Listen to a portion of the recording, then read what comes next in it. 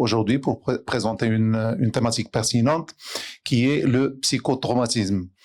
Une thématique imposée par le séisme de l'Haouz au mois de septembre dernier. C'est pour ça que les amis de Forska, ils m'ont demandé de faire ce sujet comme présentation. En guise d'introduction, l'événement traumatique est défini par son intensité, par l'incapacité où se trouve le sujet d'y répondre adéquatement, et le bouleversement et les effets pathogènes durables qu'il provoque. Le traumatisme fait effraction comme un corps étranger au sein de l'appareil psychique de l'adulte ou de l'enfant qui n'a pas été préparé. C'est une pathologie qui tend à se développer en raison de la multiplication des situations qui le déclenchent. Par exemple, les AVP, la criminalité, les risques terroristes, les changements climatiques, entre autres. La réponse à un traumatisme, il peut aboutir à plusieurs syndromes, dont les plus importants qu'on va décrire, c'est le trouble de stress post-traumatique et le trouble de stress aigu. C'est une situation qui touche les civils et les militaires en même temps. C'est une situation qui touche les civils et les militaires en même temps. Et le pronostic est favorisé par la précocité de la prise en charge. Un mot d'histoire, puisque les premières descriptions du psychotraumatisme, ils remontent à l'époque grecque, avec les premières descriptions d'Hippocrate et de ses disciples. Hippocrate, déjà au 5e siècle avant Jésus-Christ, il décrit les rêves traumatiques. Il faut attendre plusieurs siècles au cours des batailles ou les guerres de Napoléon Bonaparte au début du 19e siècle. On va revoir les mêmes descriptions chez les soldats. La fin du 19e siècle, Oppenheim utilise le terme de névrose traumatique et décrit les troubles névrotiques particuliers survenus dans les suites d'accidents de chemin de fer. Dans l'origine exacte des symptômes était méconnue et chez les soldats, elle était considérée comme avec mépris par les autorités militaires et les militaires étaient perçus comme lâches, voire déserteurs. 1980, DSM 3, on introduit pour la première fois le terme de trouble de stress post-traumatique dans la classe des troubles anxieux. Il faut attendre le DSM 5 à partir de 2013, DSM 5, le trouble de stress post-traumatique, le trouble de stress aigu, ils ne font plus partie des troubles anxieux, ils constituent un trouble à part. Il ne se voit pas seulement la cause de ce changement, parce que selon l'Association américaine de psychiatrie, ce trouble, il ne va pas seulement chez les militaires, mais il se voit aussi chez les civils dans les attentats terroristes ou les attentats de viol ou même les catastrophes naturelles comme dans notre cas. Donc, DSM-5, comme j'ai dit, il n'est plus considéré comme un trouble anxieux. Elle est classée parmi le psychotraumatisme, elle est classée parmi les troubles liés à un traumatisme ou des facteurs de stress. Les plus importants pour nous, c'est le trouble de stress aigu et le trouble de stress post-traumatique. Même CIEM-11, il propose un nouveau diagnostic appelé trouble de stress post-traumatique complexe. Elle est apparentée au trouble de personnalité borderline à cause de la forte composante de la personnalité prémorbide avant l'installation des troubles. Avant d'entrer dans le sujet, quelques définitions qui me semblent importantes. Le stress, qui est une réponse biophysiologique d'un organisme agressé, c'est quand la capacité de l'organisme est dépassée. C'est un trouble psychique, surtout dominé par l'angoisse. C'est notre cas, par exemple, le cas le plus fréquent chez nous comme médecins, le cas des examens. L'événement traumatique, on considère qu'un événement est traumatique lorsqu'il implique la notion de mort ou menace de mort par rapport à soi-même ou à un proche, ou il implique des blessures graves ou une atteinte à son intégrité physique ou celle d'autrui. Le trouble de stress aigu, c'est la survenue de plusieurs symptômes entre 3 jours et 1 mois après l'événement traumatique. Son évolution est souvent spontanée, résolutive, mais il peut évoluer vers un trouble de stress post-traumatique. Cette évolution, elle est favorable.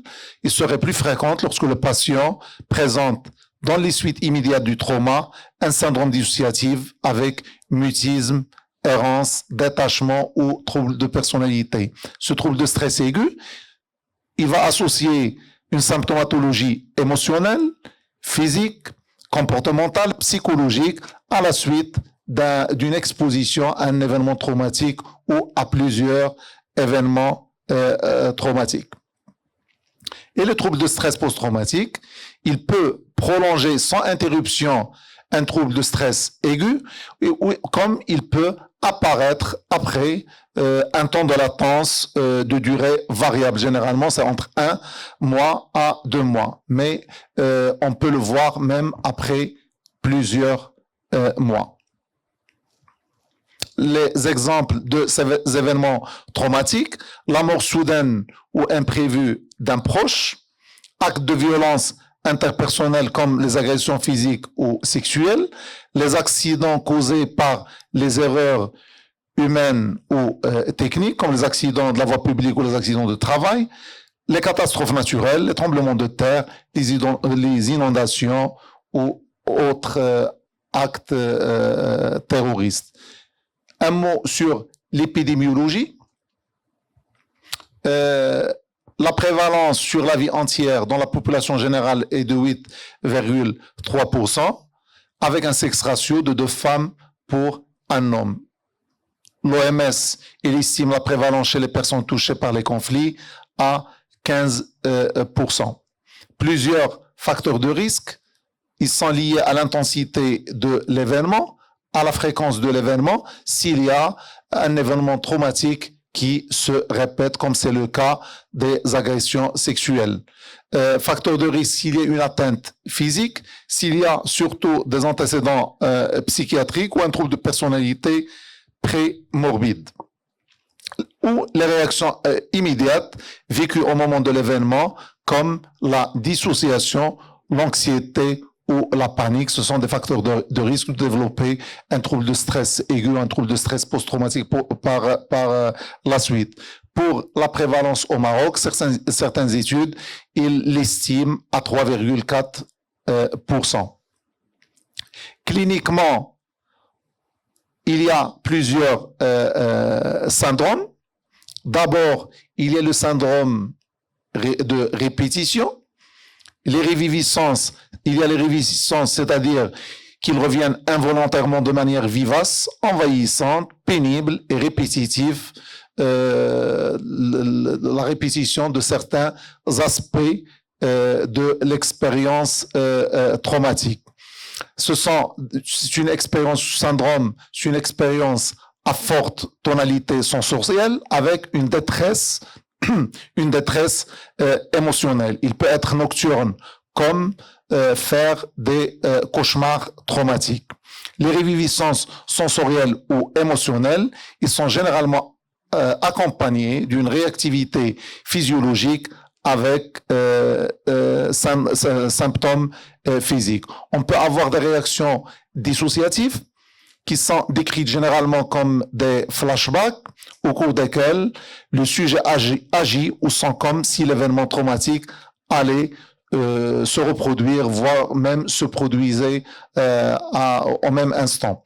Le patient, il peut être replongé dans l'événement, il perd la conscience de la réalité ambiante pendant quelques minutes. Dans les formes sévères, on peut avoir des actes médicaux légaux comme des accidents ou comme des fugues. Le deuxième syndrome, c'est le syndrome d'évitement. C'est l'évitement des stimuli qui rappellent au sujet le traumatisme. Ces stimuli peuvent être des personnes, des lieux, des situations ou des circonstances qui ressemblent ou associées au traumatisme. Les patients qui souffrent de troubles de stress post-traumatique s'efforcent à chasser tout souvenir rattaché au traumatisme. Par exemple, éviter d'y parler ou d'y penser ou d'en parler. On peut observer des stratégies d'évitement avec réorganisation de la vie quotidienne. Par exemple, chez les victimes d'AVP, certaines évitent de reprendre le même trajet et sont obligées de faire le détour qui tente d'éviter toute conduite ou tente d'éviter toute conduite d'automobile. Le troisième syndrome, c'est une hyperréactivité neurovégétative, comme des altérations du sommeil au premier plan, comme l'irritabilité rapportée. Le patient, l'entourage, ils sent le patient invivable. Parfois, on aura une hypervigilance qui peut devenir permanente, qui peut s'accompagner de réactions de sursaut exagérées au moindre bruit. On peut avoir des altérations de la concentration, comme on peut avoir des altérations de la mémoire. Le risque suicidaire est très élevé. Exemple, c'est le suicide qui est la principale cause de mortalité chez les vétérans américains des guerres d'Irak et d'Afghanistan. Le quatrième syndrome, ce sont des altérations négatives de la cognition et de l'humeur. On peut avoir des distorsions cognitives persistantes. Le sujet peut se blâmer, ruminer l'incapacité des personnes dans l'événement. C'est un état émotionnel quasi permanent où la peur, la colère, la culpabilité ou la honte dominent. On aura des modifications de l'humeur avec diminution des intérêts, un détachement, une incapacité à éprouver des émotions positives. Ces syndromes, ils rendent difficile le diagnostic d'une éventuelle comorbidité avec un autre trouble anxieux ou avec un épisode dépressif caractérisé. Ces distorsions cognitives, ils concernent le sujet lui-même. On peut voir ce psychotraumatisme, on peut voir plusieurs formes. Chez l'enfant, se manifeste dans les jeux, les dessins et les cauchemars. Chez l'adolescent, il peut se manifester par des comportements agressifs et impulsifs. On peut avoir des formes dissociatives de dépersonnalisation et d'irréalisation ou des formes à expression retardée, parfois 6 mois après l'événement traumatique. Le diagnostic positif, il se pose selon les critères DSM, DSM 5TR. Le premier critère, c'est être exposé à un événement traumatique tel que la mort ou menace de mort, une violence sexuelle ou physique, présenter des symptômes intrusifs comme des souvenirs récurrents, des rêves perturbants ou des flashbacks. Troisième critère, c'est que le patient doit présenter également des symptômes d'évitement, une altération de l'humeur ou présenter une hyperactivation, par exemple une hypervigilance, une hyperirritabilité, et difficultés de concentration ou des troubles du sommeil. On peut avoir, à côté du tableau classique de troubles de stress post-traumatique ou troubles de stress aigu, on peut avoir multiples comorbidités comme troubles de l'humeur, par exemple le trouble dépressif avec un risque suicidaire élevé. On peut avoir plus souvent des abus de substances. Le patient, il tente à atténuer ces symptômes. On peut avoir des troubles anxieux, comme le trouble d'anxiété généralisée, trouble panique ou trouble phobique, des remaniements de la personnalité ou aggravation d'un trouble de la personnalité existant, comme on peut avoir des troubles somatoformes.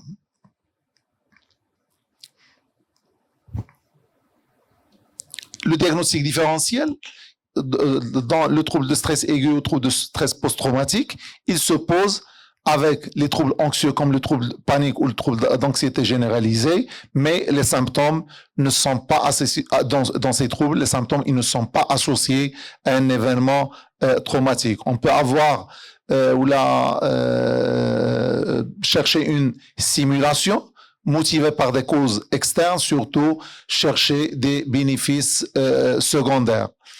Diagnostic différentiel avec trouble de personnalité, c'est pour ça qu'il est essentiel de retracer l'histoire de la personnalité prémorbide.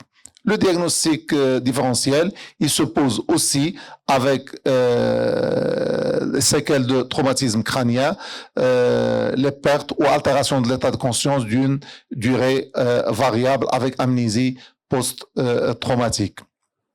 Le diagnostic différentiel, il se pose aussi avec les troubles d'adaptation où les symptômes, ils sont fluctuants, ils sont susceptibles de s'atténuer après le retrait de l'événement initiateur en cas de trouble d'adaptation. Le diagnostic aussi différentiel, il se pose avec le trouble d'anxiété, le trouble obsessionnel compulsif. Il se pose aussi avec les troubles psychotiques ou d'apparence psychotique. L'évolution de psychotraumatisme, le trouble de stress aigu, habituellement, il évolue vers la guérison.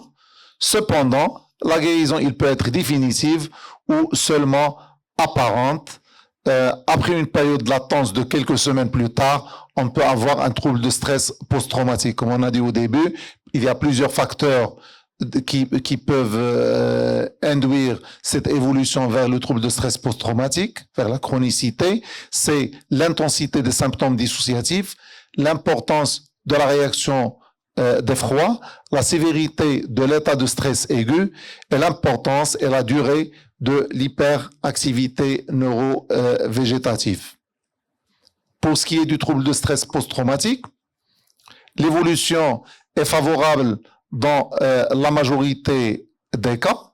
On a une régression complète chez 50% des patients à 3 mois et de 60 à 80% à 1 an, même en l'absence de traitement. 20% des patients n'ont pas de rémission de leurs symptômes, même sous traitement. Les symptômes de réviviscence peuvent s'amender lentement. Certaines manifestations de troubles de stress post-traumatique, ils perdurent, comme l'hypervigilance, comme l'hyperréactivité, comme le trouble du sommeil, comme le trouble de la mémoire, qui peuvent causer un handicap persistant. Parfois, les manifestations anxieuses ou dépressives, ils peuvent s'aggraver vers des complications, le trouble dépressif avec un risque suicidaire, trouble panique, trouble de l'usage de substances, le remaniement de la personnalité. Bien sûr, tout trouble psychiatrique, il aura un retentissement familial. On aura le cas de maladie psychotraumatique familiale, un retentissement social avec des arrêts de travail, un absentéisme fréquent et même une invalidité. Donc, comment prendre en charge ce psychotraumatisme? Dans les suites immédiates, c'est la médecine d'urgence, traitement de l'agitation ou le traitement de l'épisode anxieux aigu par le soutien surtout verbal. Certains auteurs ils proposent la thérapie EMDR. Certains, ils proposent le débriefing qui est actuellement contesté. Mais surtout, il faut revoir les 4 critères de Salmon. C'est l'immédiateté, la proximité, il faut être expectative, il faut être simple. Le traitement de fond, il y a le traitement psychothérapique, le traitement pharmacologique.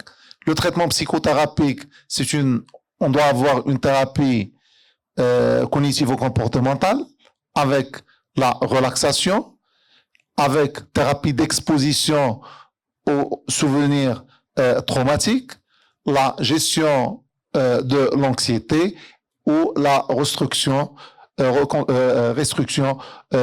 cognitive. On peut faire une thérapie EMDR.